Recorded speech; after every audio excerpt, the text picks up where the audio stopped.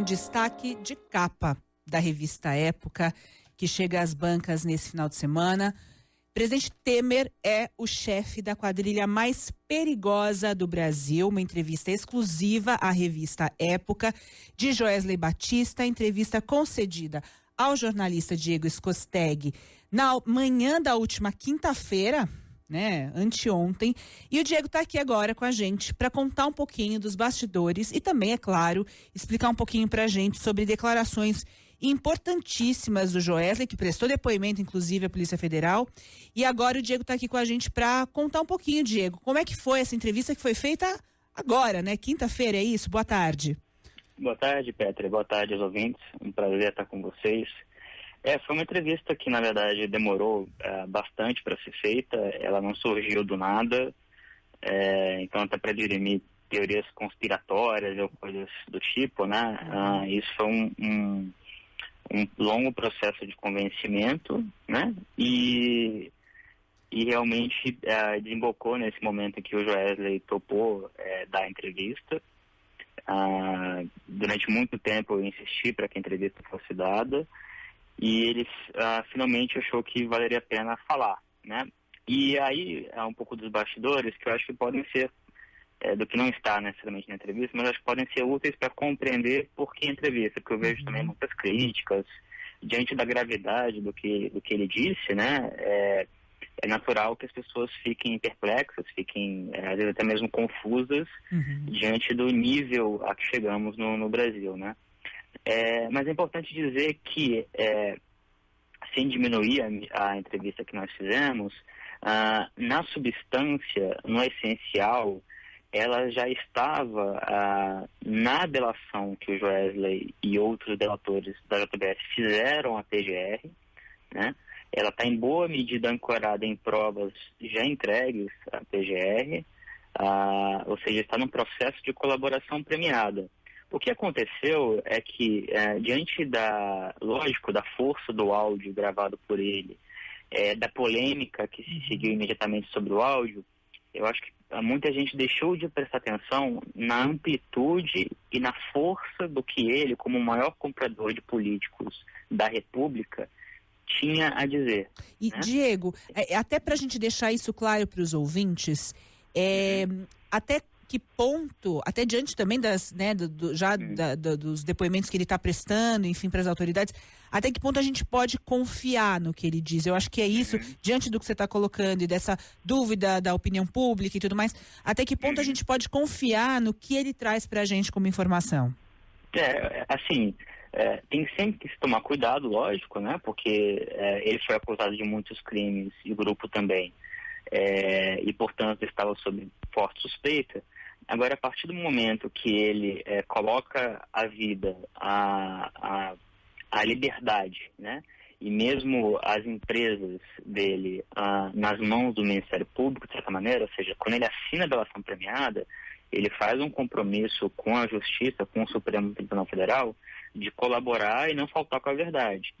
Então, as penas, as consequências para ele e pessoas do grupo, no caso de uma mentira, por exemplo, elas são gravíssimas, né? Ele pode ser preso, o acordo pode ser anulado, isso facilita um processo de quebradeira das empresas do grupo, enfim, tem uma série de repercussões que demonstram que não seria do interesse dele, e não só do interesse dele, no caso dele, né, mas de qualquer delator, ainda mais desse nível, nesse tamanho, mentir, né?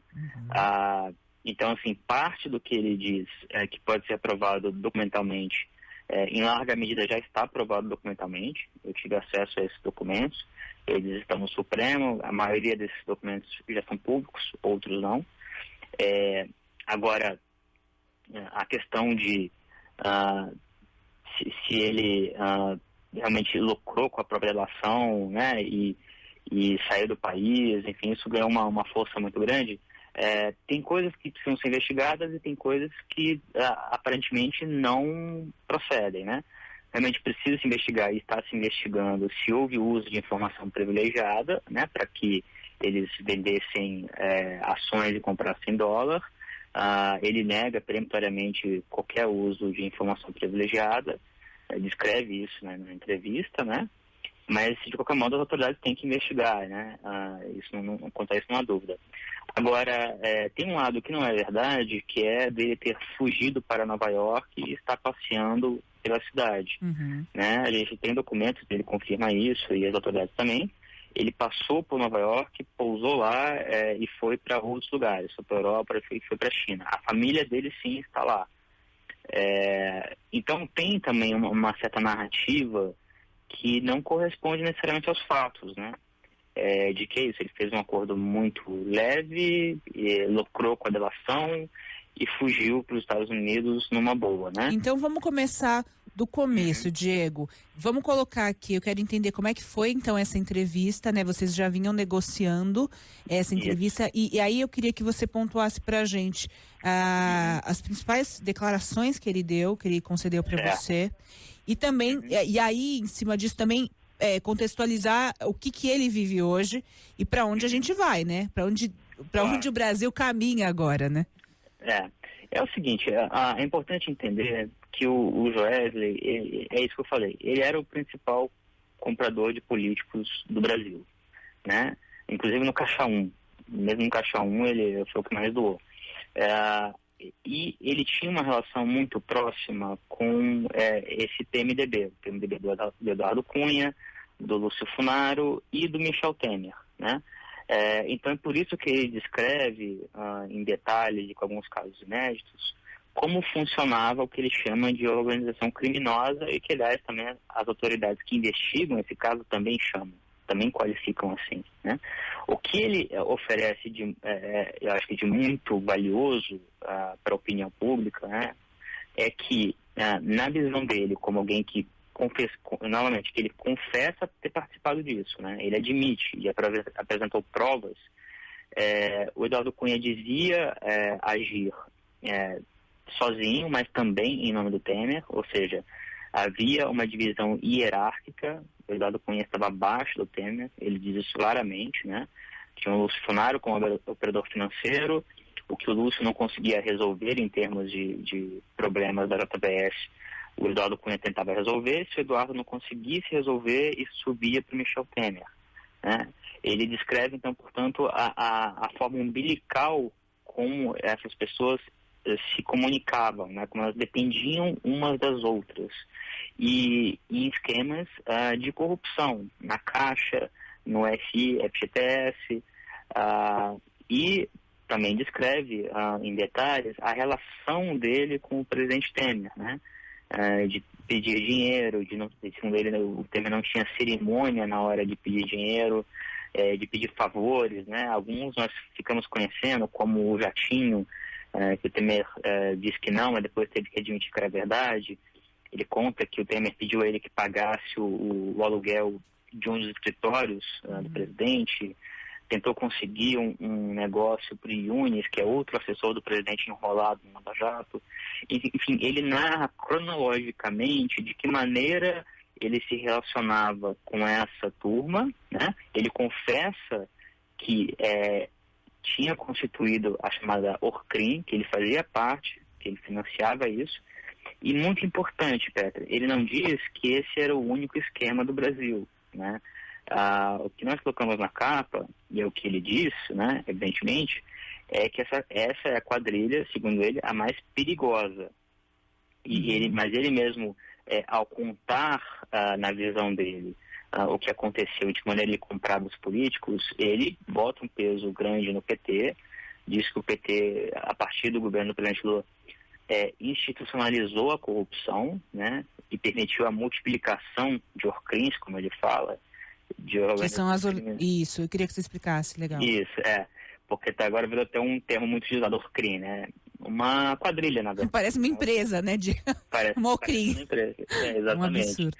É um absurdo, mas e o que é realmente chocante mesmo para quem conhece a corrupção como a gente, mas está sendo apresentado num nível nunca pensado, né?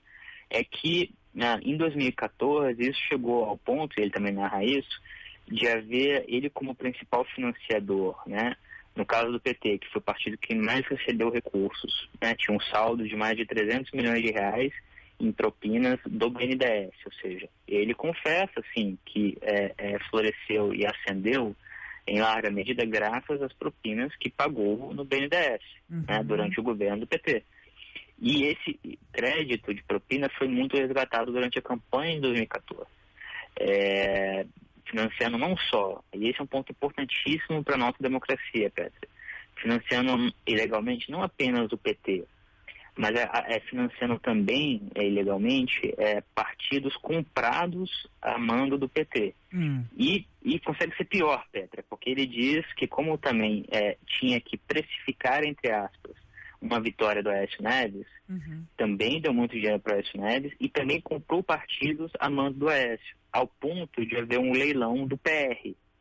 Ou seja, o PR, ele conta isso, é um dos detalhes inéditos. O PR havia se acertado com o Aécio Neves, ia vender seu apoio por 40 milhões.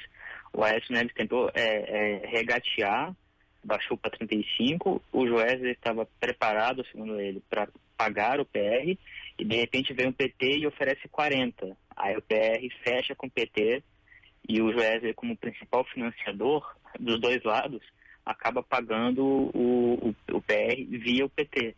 Então, isso demonstra um tal grau a palavra é forte, mas acho que é de sordidez com a nossa democracia, que era realmente difícil de imaginar, né? E o Joesley era, evidentemente, que quem vai confessar crimes é um criminoso, né? Então, quem pode, não é um padre que vai denunciar que crimes aconteceram. E, portanto, é o Joesley, são pessoas como ele que vão, dentro dos seus interesses jurídicos também, né, econômicos, fazer a sua defesa, mas fazer a defesa dos interesses dele, né, de não ser preso, isso tudo está judicializado, não significa que ele esteja inventando coisas ou exagerando. Ele tem esse compromisso de falar a verdade, né? Se ele não falar, se ele estiver faltando com a verdade, ele vai pagar, ele vai ter uma punição muito severa, né? Não é do interesse dele mentir, né? Agora, é interessante, inclusive a gente conversou na época do pronunciamento do presidente Temer, tentando se afastar e tentando minimizar a credibilidade do que afirmava o Joesley, inclusive com gravações. E me chama a atenção na entrevista que você faz com ele, em que, aspas, né, ele falou: o Temer não tem muita cerimônia para tratar de dinheiro, não é um cara cerimonioso com dinheiro, ele declara. Tem afirmações muito fortes nesse depoimento. E aí eu queria a tua avaliação diante disso que ele traz. Como você mesmo disse, provavelmente ele deve ter falado praticamente isso já em depoimento, né, Diego? Isso que ele traz para você nessa entrevista. O que a gente pode esperar? Porque está muito claro o que é posto, né? Talvez por muito menos a presidente Dilma foi tirada do cargo, né? E diante de toda uma mobilização nacional. O que a gente pode esperar e como em relação ao presidente Temer? A gente teve aí uma declaração importante do Fernando Henrique Cardoso essa semana em relação a essa postura que teve o PSDB de se manter no governo. E o teu feeling qual é em relação ao que deve acontecer agora, diante desses depoimentos, né? O Funaro preso também, e assim, não tem por onde escapar, para onde a gente olha tem mais denúncia, tem mais afirmações, né? Que, como você mesmo disse, deixa o brasileiro estarrecido. O que a gente pode esperar? Olha, é difícil avaliar isso, né, Petra? Mas eu acho que ainda mais porque a reação dos políticos, daqueles que dependem do poder e dependem do poder para poder para ter condições também de manter o foro privilegiado, eles não estão agindo claramente à altura do que o país precisa, do que o país quer, né? Isso não é de hoje, evidentemente, mas a crise é severa, ela é muito grave, né? Em qualquer outro país, a gente usa muito essa expressão, mas eu acho que ela se aplica. Isso já teria resultado na saída do presidente, e não por um processo de impeachment ou uma denúncia, uma coisa impensável, até outro dia, que é uma denúncia da PGR tendo que ser votada na Câmara. Pela mera fragilidade política, né? quando vem acusações muito graves e muito alastradas, né, a gente teria que ficar aqui falando durante muito tempo, só para eu enumerar os diversos pontos de risco do presidente Temer em relação a Eduardo Cunha, Funaro, Rocha Loures, Coronel Lima, enfim, Gedel, Henrique Alves, Filipelli, são tantos elementos, tantos personagens e tantos indícios veementes de crimes que a política deveria resolver esse assunto, né? Mas isso não existe mais hoje. Os políticos, e o presidente Temer não é o único, ele é só o mais vistoso, porque ocupa a presidência, eles resolveram realmente dar uma banana para a opinião pública, pensar na sobrevivência criminal, que depende da sobrevivência eleitoral no ano que vem, e de manietar a Lava Jato, né? E estão basicamente sitiados, criaram um bunker no Planalto, um bunker no Congresso, e infelizmente, a gente já viu isso com o Eduardo Cunha, aliás, só saem de lá realmente quando a justiça decreta a prisão, né? É esse o ponto que a gente chegou. E diante disso, da recusa, de maneira geral, da política em resolver seus problemas, por assim dizer, a gente fica nas mãos da justiça. E isso é muito triste, é muito perigoso também, porque diminui a confiança nas instituições, né? Então, o que a gente está vivendo? Somente se o Supremo mandar tirar, claro que com base nas leis, mas ainda assim, uma situação muito grave, ministros, deputados, senadores, né? O próprio Aécio estava desrespeitando a ordem judicial, que foi muito razoável e ponderada, de se afastar do mandato, em vez de ser preso, né? Diante das evidências incontestáveis de corrupção, de obstrução à justiça. Os políticos estão apostando na apatia do brasileiro, estão apostando que conseguem assustar as pessoas suficientemente para que elas imaginem que sem o Temer ou sem esse grupo que hoje domina o país, a economia vai afundar ainda mais, né? E que vai ser o caos. Um argumento muito parecido com o que o PT usou lá atrás, com a Dilma. Então, é um processo e sempre lembrando, né, que o PT e o PMDB eram sócios, né? A sociedade se rompeu, e o TSE recentemente, para completar esse quadro desolador, resolveu absolver o Temer, né, e também a própria Dilma. Então é difícil, sendo muito franco, Petra, enxergar um horizonte em que essa situação se resolva de uma maneira ordeira, de uma maneira menos traumática para o país, né? E ao que indica, Temer não sai. O que indica não, né? Ele diz que não sai, que vai cair lutando, se for cair, né? Lógico que ele espalha que tem muita força e que não tem chance de ser derrubado, mas os fatos são muito fortes, né? Então, como é que você falou, como é que o PSDB, depois daquela decisão, que foi um tiro no pé, né? De ficar no muro, não sair do governo, o PSDB com a possibilidade do Dória ano que vem ter uma posição privilegiada na disputa presidencial, se afastando de boa parte do eleitorado, né? Então, assim, o que acho que dá para resumir um pouco é que boa parte dos políticos continuam, mesmo 3 anos depois, Petra, eles se recusam a entender o que está acontecendo no Brasil. Que nós hoje temos uma justiça criminal, um sistema criminal que é muito menos leniente do que era antes, e que a impunidade talvez não seja mais a regra. E a gente está no ápice desse processo. É o ápice em que ou o Brasil consegue processar e punir todos, do Lula, passando pelo Aécio, pela Dilma e até mesmo um presidente da República como o Temer, ou a tendência é que as coisas se acomodem, a política volte no pior sentido, a dominar Brasília, e que as pessoas, o brasileiro, né, tenha opções muito ruins no ano que vem e não tem as condições de aí sim nas urnas fazer novas opções para o país que, enfim, que se deseja, né? Isso depende de todos nós, né? Depende, a gente continua acompanhando. Diego, eu queria te agradecer por trazer aqui para a gente, em primeira mão, esse bastidor também dessa entrevista. Vale a pena conferir a revista Época, em especial nesse final de semana, com essa entrevista exclusiva do Diego com Joesley Batista.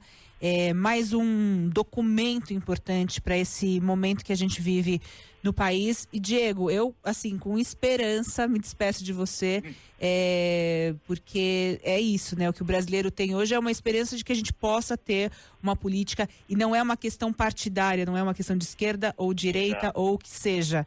É uma questão de uma limpa, né?